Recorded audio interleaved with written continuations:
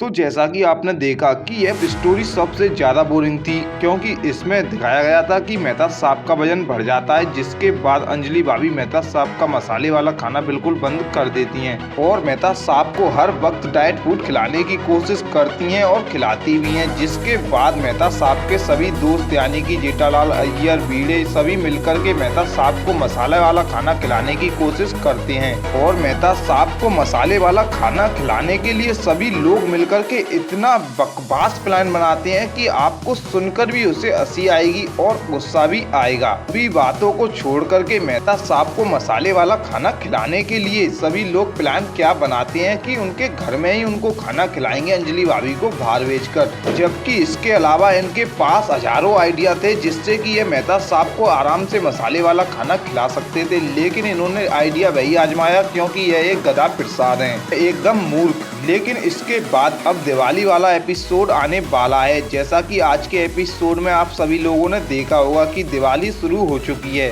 और गोकुल धाम में दिवाली की तैयारी भी चालू हो गई है। लेकिन अब देखना यह होगा, उससे पहले भी इन्होंने एक एपिसोड में दिखा दिया है वीर और बंसरी की एक गधापंथी की स्टाइल यानी कि एक शैतानी, जिसमें इनका लप्पू यानी कि टप्पू एक स्टाइल से बड़ी चप्पल मार करके एक डिब्बे को दूर फेंक देता है, जिसको वीर और बंसरी बम के ऊपर रख देते हैं और हर बार दिखाने की सिर्फ यही कोशिश करते हैं कि वीर और बंसरी तो टप्पू सेना से भी ज्यादा शैतान करते हैं और उनसे भी ज्यादा शरारती हैं। इसी सब को दिखाने में यह वीर और बंसरी के ऊपर एक ऐसी स्टोरी ला करके रख देते हैं कि उनको देख कर की भी अब मुझको गुस्सा आने लगा है और न्यू फैमिली को देख कर भी दिमाग घूम जाता है हंसी आने की बजाय, क्योंकि स्टोरी जैसा उनकी चेहरे पर भी नहीं दिखता है और ना ही वे कुछ ऐसा कर पाते हैं कि लोगों को हंसा सकें। लेकिन अब दीपावली पर गोकुल धाम में ऐसा बताया गया है कि पोपट लाल मोतीचूर के लड्डुओं पर हंगामा करने वाला है, तो देखना होगा कहीं यह भी स्टोरी ऐसी ही बकवास ना आ जाए। उम्मीद है कि दिवाली पर कुछ अच्छी स्टोरी आएगी और एपिसोड को देखने में मजा आएगा, लेकिन देखना आगे ही होगा कि यह बकवास लाते हैं या फिर कोई अच्छी स्टोरी।